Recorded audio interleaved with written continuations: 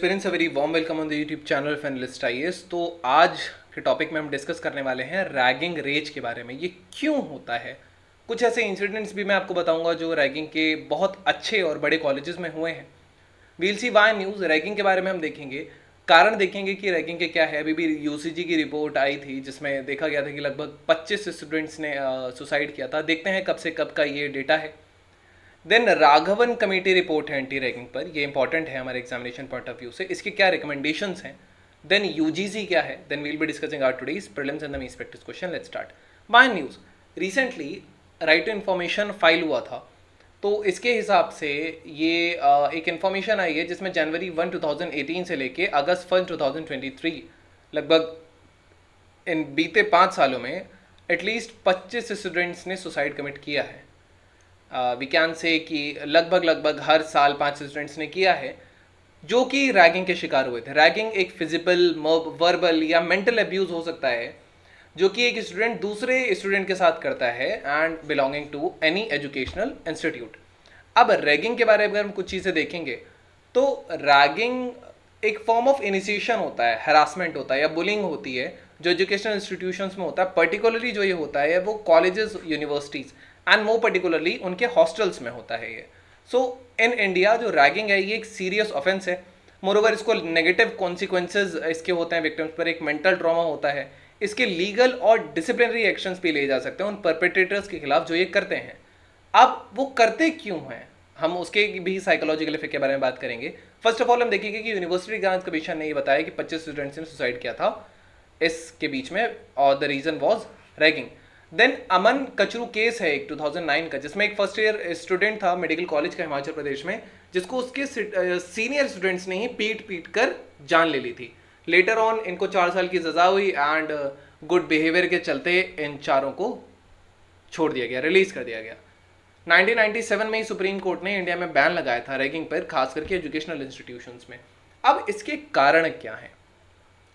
तो रैगिंग जो है ये फ्रेशर्स के वेलकम के नेम में लिया जाता है कि हम इंट्रो ले रहे हैं, और ये सेंस ऑफ अथॉरिटी देता है सीनियर स्टूडेंट्स को जूनियर स्टूडेंट्स के ऊपर। ये वेंजेंस है।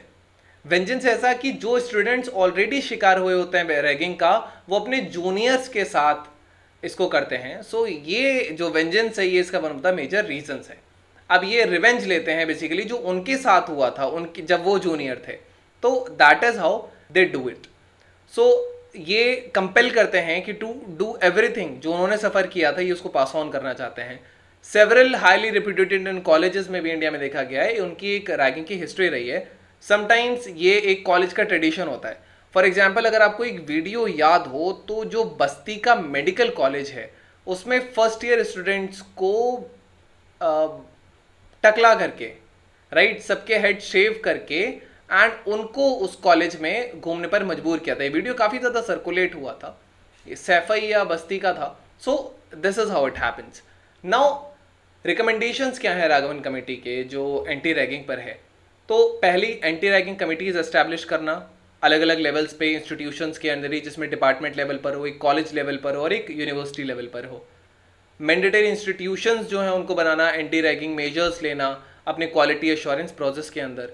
मोरओवर ओरिएंटेशन प्रोग्राम रन करना जैसे ही बच्चों का एडमिशन होता है, ताकि उनको इन्फॉर्म कर दिया जाए कि कॉलेज या यूनिवर्सिटी की क्या क्या पॉलिसीज़ है रैगिंग को लेकर के, और उनको अवेयर किया जा सके कि अगर वो ऐसी एक्टिविटीज़ में एंगेज होते हैं तो उसके क्या कॉन्सिक्वेंसेज हो सकते हैं। मोरओवर स्ट्रिक्ट सुपरविजन हो, खासकर हॉस्टल की मॉनिटरिंग हो, सीसीटीवी कैमराज लगाए जा सकते हैं रैगिंग के इंसिडेंट्स को कम करने के लिए।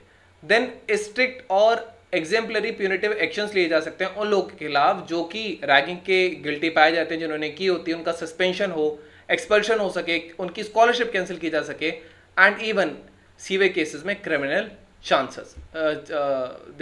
चार्जेस होने चाहिए। मोरओवर रैगिंग को एक क्रिमिनल ऑफेंस की तरह ट्रीट किया जाना चाहिए और लीगल एक्शन लेना चाहिए उन परपेट्रेटर्स के खिलाफ जो ये करते हैं। सो इसमें एफआईआर की फाइलिंग होगी, क्रिमिनल प्रोसीडिंग्स होंगी।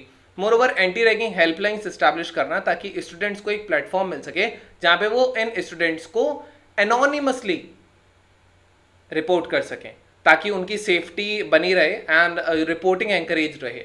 मेजर्स क्या हैं? एक डेडिकेटेड 24/7 एंटी रैगिंग हेल्पलाइन जो यूजीसी है ये मेंटेन करके रखता है university grants commission. So this is the case.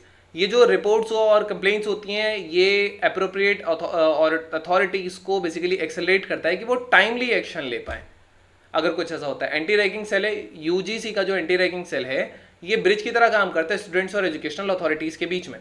ये बेसिकली उन केसेस को लेता है जो मीडिया के अंदर आते हैं, जिनका वीडियो सर्कुलेट होता है, या फिर अगर उनको कोई कंप्लेंट सेंड होती है तो। देन अबाउट यूजीसी, जो यूनिवर्सिटी ग्रांट्स कमीशन है, ये एक स्टैट्यूटरी बॉडी है जो 1956 में फॉर्म हुआ था, क्योंकि पार्लियामेंट की एक्ट से बना था। That is it is a statutory body, you should remember this. Then इसका जो पर्पस था वो coordination, determining university educational standards को मेंटेन वगैरह करना था। इसका हेडक्वार्टर्स जो है वो दिल्ली में है, रीजनल ऑफिस इसके बेंगलुरु, भोपाल, गुवाहाटी, हैदराबाद, कोलकाता, पुणे में है। जो यूजीसी है इसका एक यूनिक डिस्टिंक्शन है कि ये केवल इकलौती ग्रांट गिविंग ऑर्गेनाइजेशन है कंट्री में जिसकी दो रिस्पॉन्सिबिलिटी हैं। पहली कि ये फंड प्रोवाइड कराती है, कोऑर्डिनेशन प्रोवाइड कराती है, मोरओवर ये जो स्टैंडर्ड्स हैं हायर एजुकेशन इंस्टीट्यूट्स में उनको मेंटेन करती है, डिटरमाइन करती है। Then we have a prelims practice question for reforms in which among the following Hartog Commission was established: society, education, civil services, or economic reforms. You can type the answer in the comment section, the relative of its correct or not. Then we have a mains practice question. Can you elaborate on the practice of ragging in educational institutions? Discuss its impact on the students, the steps that have been taken to address it, the challenges faced in combating this issue, and the proposed way forward to ensure a safer and a more respectful environment for students. So this was all about today's video and session. You can also type your thoughts on this topic in the comment section. So we'll see you in the next video. Thank you. Have a great day.